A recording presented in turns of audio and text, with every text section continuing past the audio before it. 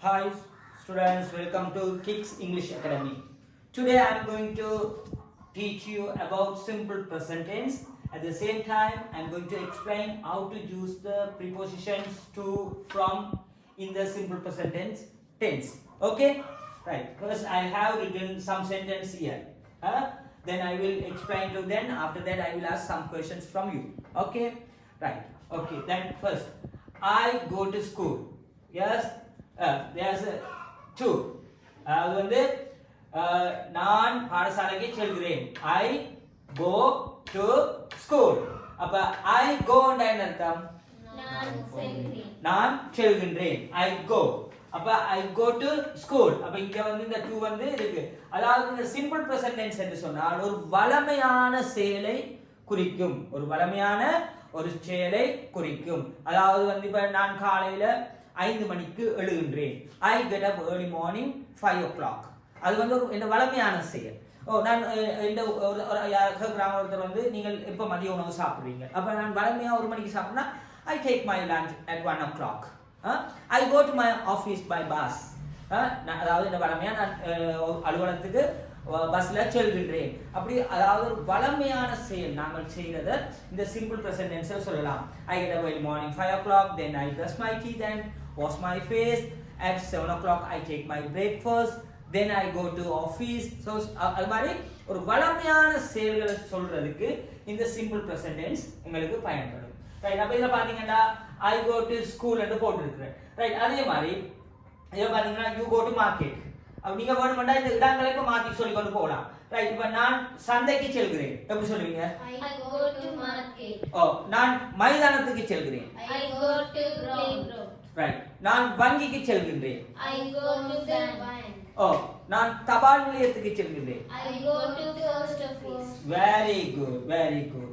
Right. இப்போ இதுல வந்து பாத்தீங்கன்னா I go to school. I go to school. இதுல வந்து இன்னொரு to போட்டு ஒரு verb போடலாம், ஒரு வினைச்சொல்ல போடலாம். I go to school to study. I go to school to study. அதே மாதிரி இங்க பாத்தீங்கன்னா you ன்றது முன்னிலை. என்ன? நீ இதுல வந்து you go to market. நீ சந்தைக்கு செல்கின்றாய். You go to market. Right. அப்ப அதே மாதிரி இதே மாதிரி சொல்லுங்க. அப்ப ரைட். நீ பாடசாலைக்கு செல்கின்றாய். You go to school. நீ மருத்துவமனைக்கு செல்கின்றாய். You go to hospital. You go to hospital. You go to hospital. Right. நீ வந்து கொழும்புக்கு செல்கின்றாய். You go to Colombo. You go to Colombo. Right. அதே மாதிரி இதுல வந்து பாத்தீங்கன்னா we buy. we என்றா நாங்கள். buy என்றா வாங்குறது. அதாவது பணத்தை கொடுத்து பொருட்களை வாங்குறது buy என்ற வினைச்சொல்லை யூஸ் பண்றது. அப்ப இத போடுங்க. we buy vegetables to cook. We buy vegetables to cook. அப்ப இந்த இடத்துல வந்து இந்த cookக்கு வினைச்சொல்லுக்கு முன்னுக்கு இந்த to இருக்கு. அப்ப we buy vegetables to cook என்றா நாங்கள் மரக்கறிகளை வாங்குகின்றோம் சமைப்பதற்கு.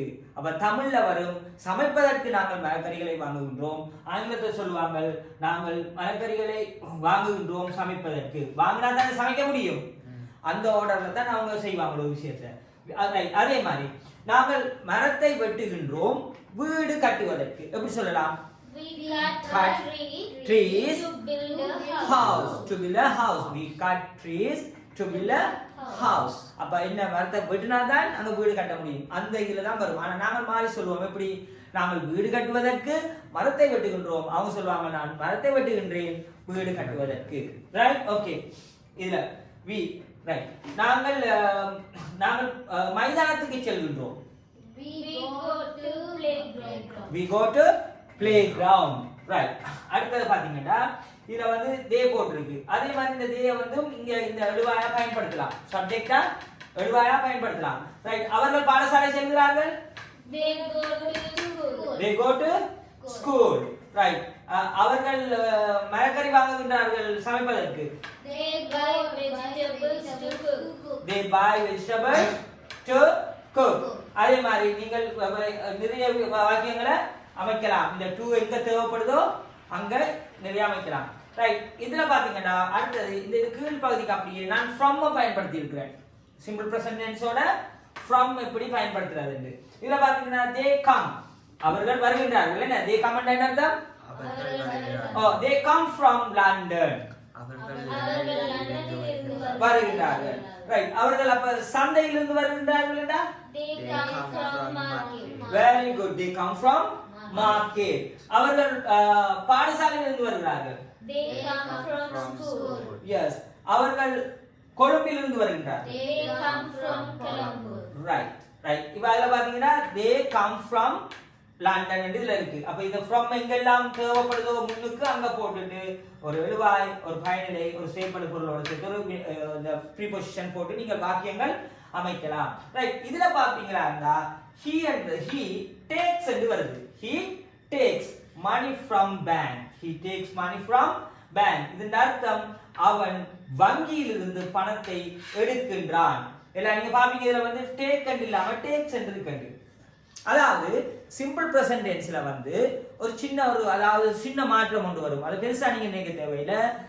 சிங்குலர் அதாவது சப்ஜெக்ட் எழுவாய். இதுல எழுவாய் இந்த வாக்கியங்கள்ல I, you, we, they, he, she, it. S.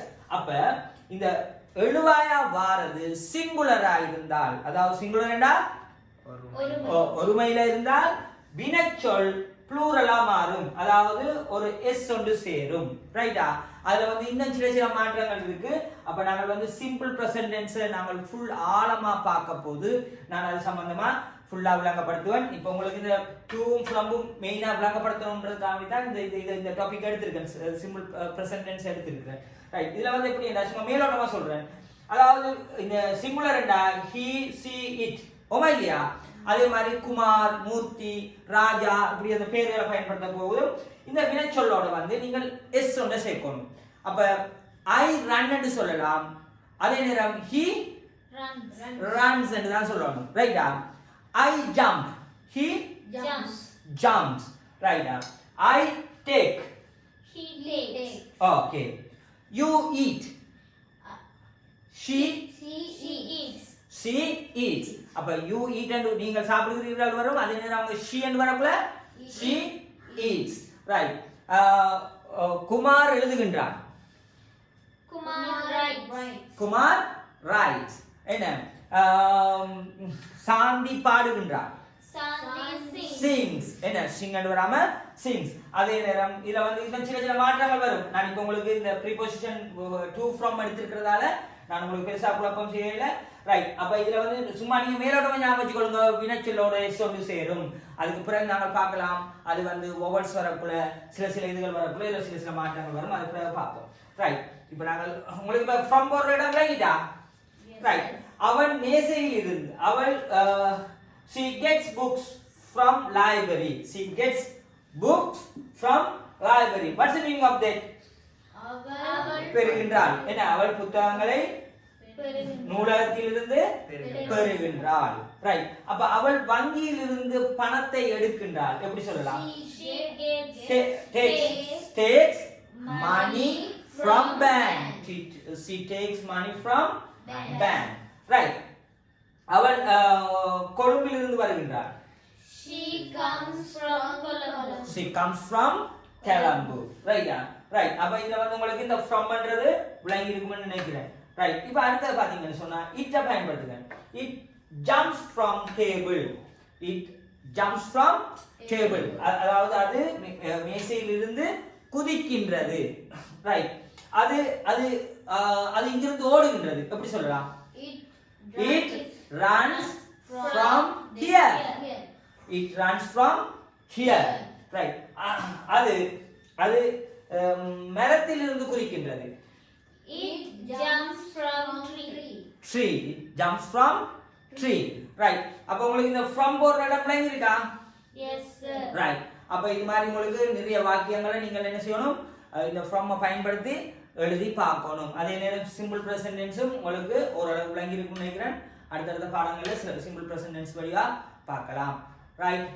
அதாவது வந்து இவ்வளவு நேரமும் சிம்பிள் பிரசன்ட் டென்ஸும் டு ஃப்ரம் இது பற்றி நாங்கள் படிச்சிருக்கோம்.